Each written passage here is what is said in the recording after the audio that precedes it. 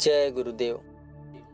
मालिक अंधा बहरा नहीं है। जब भेद मिल जाए मालिक का कि मालिक इस दरवाजे से चलने पर मिलेगा, तो तुमको समझना यह है कि वह मालिक न तो अंधा है न ही बहरा है।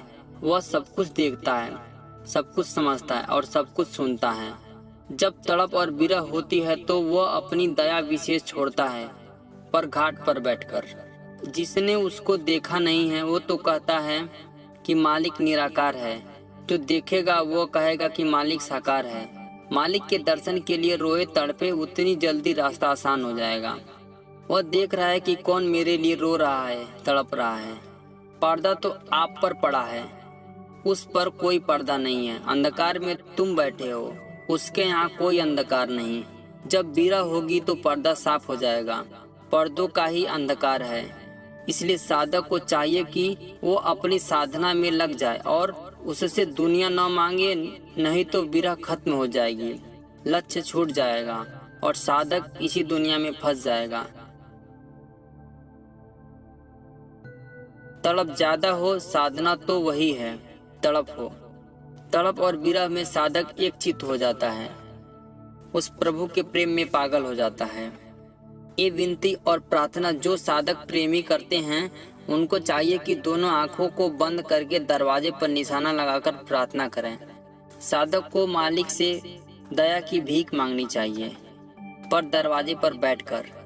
द्वार पर बैठकर उसको पुकारोगे तो वह सुनेगा, द्वार से हटकर पुकारोगे तो वह नहीं सुनेगा।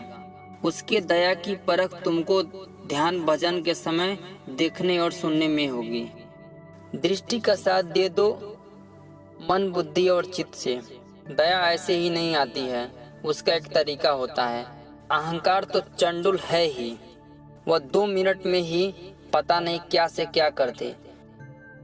महापुरुषों के यहाँ डांट है, फटकार है, समझना है, बुझाना है, ये सब कुछ होता है। वह इसीलिए कि आप ठीक हो जाओ, ठीक से साधन में लगो।